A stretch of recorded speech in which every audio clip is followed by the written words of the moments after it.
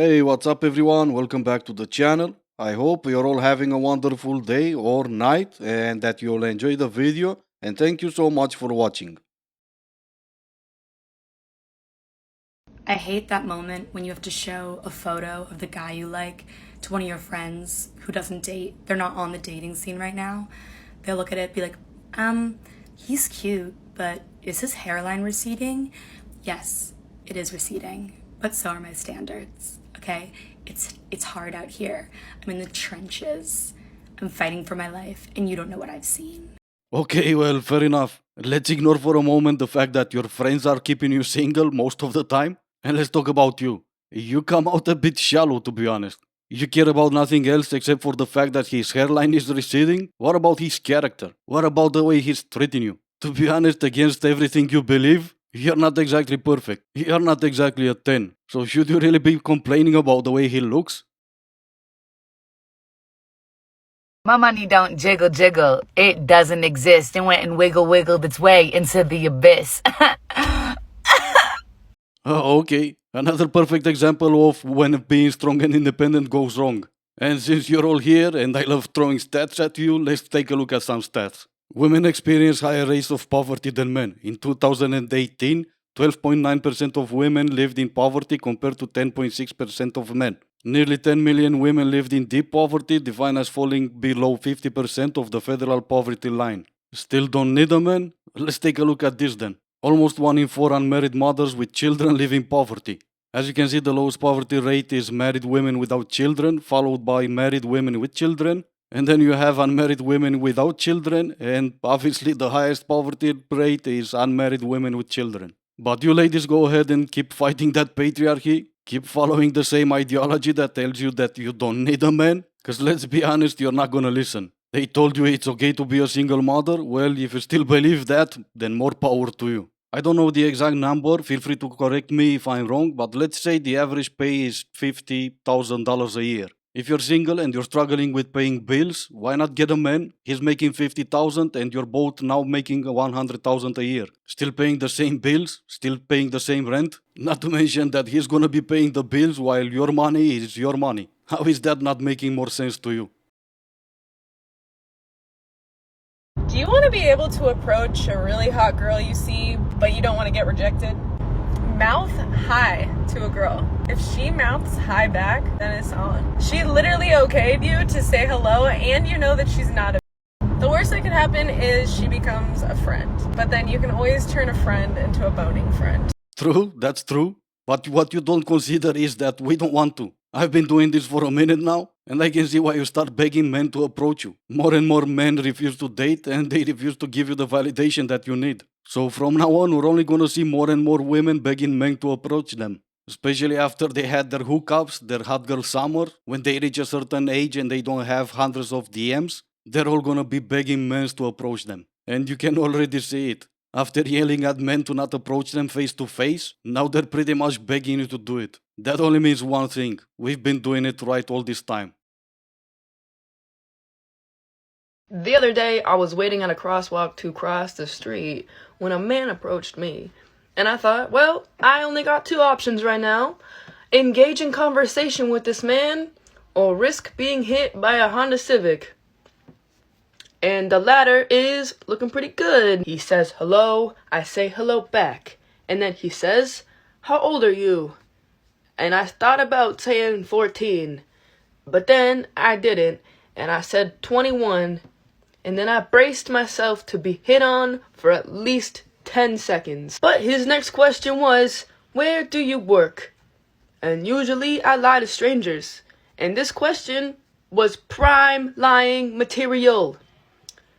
But I was feeling particularly honest that day, so I told him the truth. I am unemployed. What a surprise. So he replies, well, you should get a job. Jesus Christ, mother. Why couldn't you just be normal and harass me? Well, there's two options. First option is not all men, but you're not gonna like that one, so let's move to option number two. He obviously did not consider you harassing material. I have some more dating red flags. Let's go. Girl, if you start scrolling through his TikTok and all he follows is women, bye. Like, homeboy, do you not have interests, hobbies? You're not even gonna follow Tom Brady on here? All you wanna see is dancing? I can't.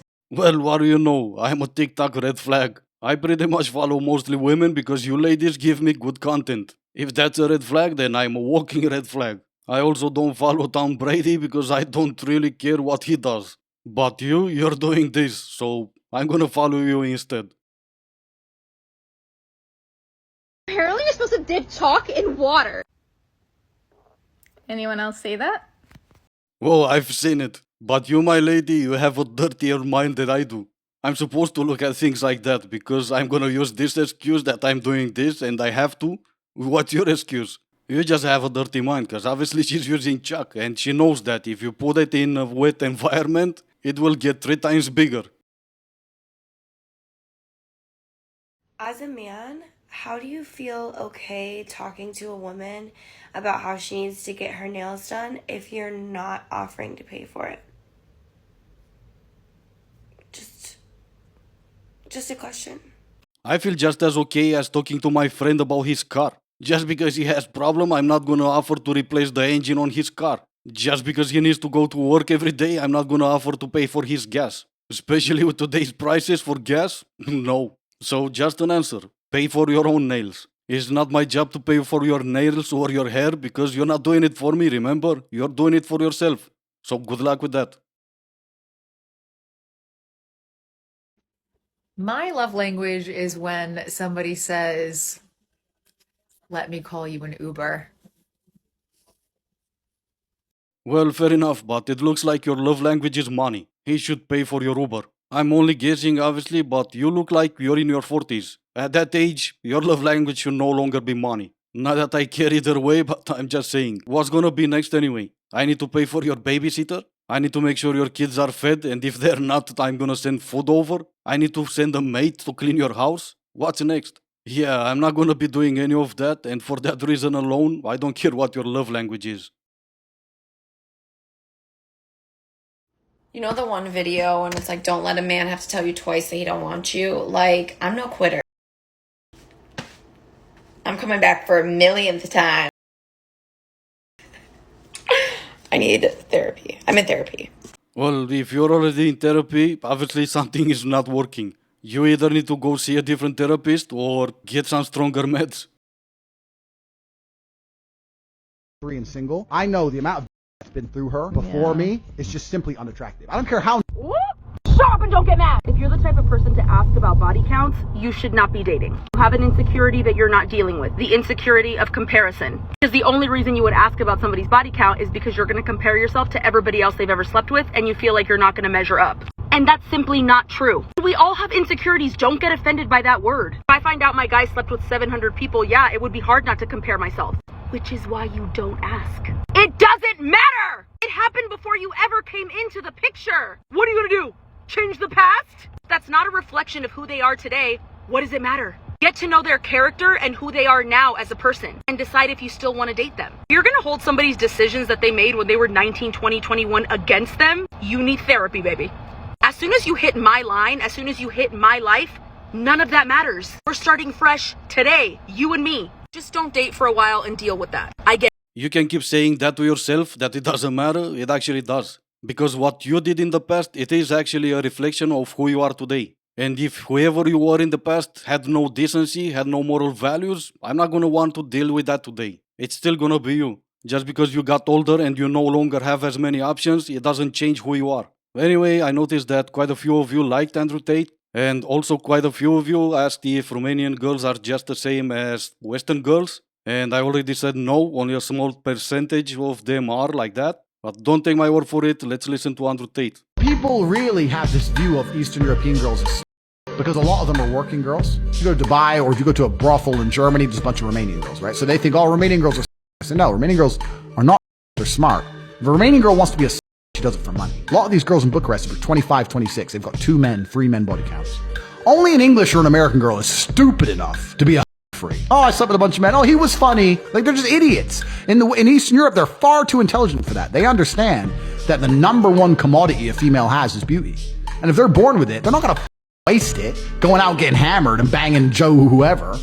Well, there you go. For those that ask, that's your answer. You either choose to believe that or not, that's on you. Funny enough, I've never been to Germany, but I've been to Dubai, and I know he's right about that part. But anyway, it's poker night tonight, and I'm late. My friend Mr. Jack Daniels already waiting for me for a while now. So time to end this video here. As always, I do hope you enjoyed it. Thank you all so much for watching. Stay safe, and I will see you in the next one.